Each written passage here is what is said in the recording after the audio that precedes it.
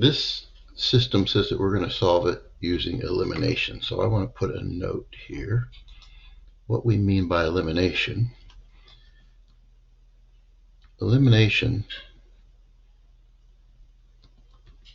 means that we can get rid of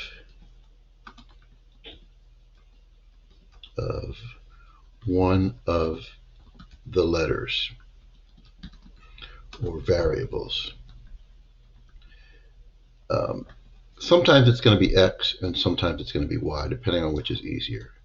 So in this problem, we're going to get rid of the Y. I'll explain the reason for that in just a second. So let me get my notes set up here.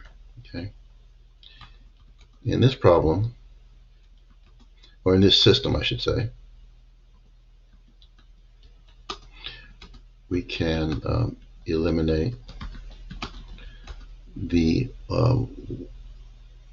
Y variable. Okay. And here's how we're going to do it. And I want you have your paper ready to write. Even though it's written there on the screen, I want you to write it again. And make sure you write this neatly. 4x, and let's put minus 1y here, okay? And negative 3. And right underneath it, put the 6x and the positive 1y. That 1 is already there, even though they didn't write it. Okay? Put a line under that. Tell me when you're ready.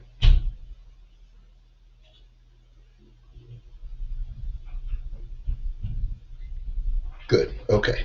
Now all we're going to do, and I'm going to use a little marker here, but I'll erase it in a second.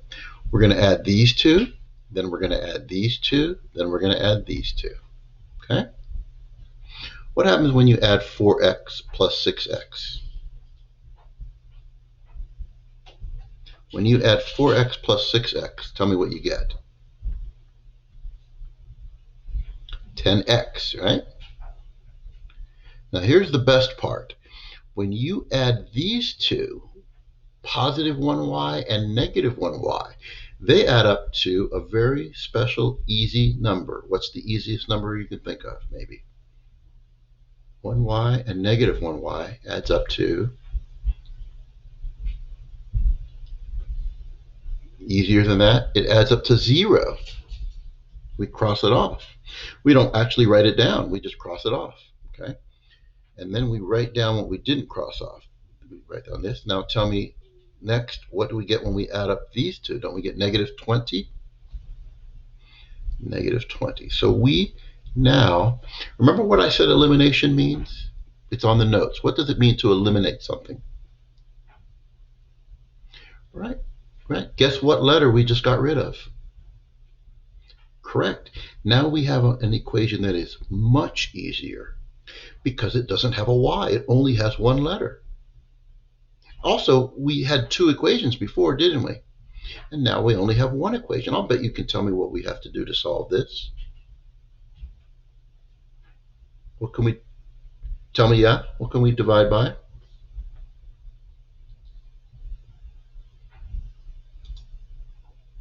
Yep, we're going to divide both sides by 10. That's right. We're going to divide this side and this side by 10. And we're going to get x is equal to, now 20 divided by 10 is 2, but this is negative 20 divided by 10, so it's going to be negative 2. Okay. Now we're not done yet. We have to also find y. Okay. But I have a question. And by the way, I'm going to give you a hint. The answer is already circled in red here. My question is, what number could we write whenever we see the letter x? That's not what it says in the red box. It doesn't say 1 in that red box. Right, whenever we see the letter x, we could write negative 2. It says that in the box. It says x is the same thing as negative 2. Doesn't it? Doesn't it say that in that red box that I made? So now, here's the fun part. The fun part is we get to pick either equation when either the first one or the second. It doesn't matter which one do you like better, the first one or the second one. We can use the first one. I want you to write the first one, but wait till I do it first and then watch the way I write it. I'm going to put the x in parentheses, and I'm going to make it red also. 4x minus y is equal to negative 3. Isn't that the first equation up there? I want you to write it the way I did with parentheses around the x. Tell me when you're ready. Good. Now, tell me again, I know you said it a minute ago. We said that whenever we see an x, we can erase it and replace it with what number? Good, that's what I'm going to do. You're right, a negative 2. I'm going to erase that x, and I'm going to replace it with a negative 2. We have an easier equation now because, once again, we only have one letter in this equation, the letter y, right? What's 4 times negative 2? Yep, negative 8, minus y is equal to negative 3. Good. By the way, that's negative 1y, isn't it? You don't have to put the 1 there, but it's already there, isn't it? Okay. Let me still put a little thing on the top. Now they have a minus 8, a negative 8. They subtracted 8, so we have to add 8 to both sides. Okay. And then these will simplify. I'm going to make more room. Those will simplify, and we'll have negative 1y is equal to, remember, this is the same as 8 minus 3, isn't it? Negative 8 and positive 3 is the same as positive 8 minus 3. Won't that be 5? Okay, and we have to divide here by negative 1, don't we? Good. And then these will cross off, and the y will be by itself, right? Y. Now we know that 5 divided by 1 is 5, but what about 5 divided by negative 1? Isn't that negative 5? Right? Now, when we write our answer, which letter comes first? The x or the y? Right? So we're going to write first the negative 2 and then the negative 5. That's our answer. It goes right here. But there's something I want to do before we're done. Go ahead and put your answers in here, negative 2 and negative 5. But let's check our answer. Okay? I want to say it another way. Since this is going to be IXL, remember, we don't want to lose any points, so we'll check. Okay? Now tell me, we just wrote it in red, but tell me what x is. Good. What's y? Good. That means whenever we see x, we could replace it with negative 2, and whenever we see y, we replace it with negative 5. Here's how you can be sure that your answer is right. Okay? Oops. Let's go back to these original two problems. We want to check both of them. And for that first equation, what we want to write to check, and I don't want to say you have to do this, but you should do it. We're going to say 4 times x minus y, I'm putting parentheses instead, is negative 3. Remember we said we're going to put a negative 2 here and a negative 5 there? Right?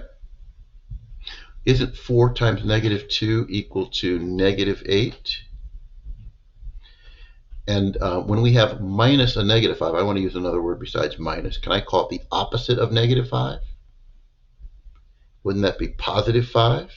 And my question is, let me put a question mark here, isn't that equal to negative 3? Good. So it works in the first equation. We have to make sure it works in both equations, though. So let's do the other equation, which is 6. Right? Let me put the parentheses here. 6 plus y is equal to negative 17. What number do I put for x? Yep, negative 2 and negative 5 here. Yes? Isn't 6 times negative 2 going to give us negative 12? And this would give us negative 5. And I want to ask you, if we add up negative 12 and negative 5, do we get negative 17? Yes, if it works in both, you want to check both equations. If it works in both equations, it does. This one does. That means our answer is correct. Okay, that's the correct answer. So that is correct. Let me zoom out a bit here. That's our answer, but I want to remind you that the way we did it was by eliminating. What does eliminate really mean? Right, we got rid of one of the variables. We added those two equations together. Now, there are other ways to get rid of them besides adding. We're not going to do that today, though. We'll do it later. Okay, so you'll find that many of the problems are like this. Some of them are a little bit more challenging, but we'll do some of the harder ones when we come back next week. Okay, let me go ahead and stop this. And hold on 1 second here. I'm going to stop this.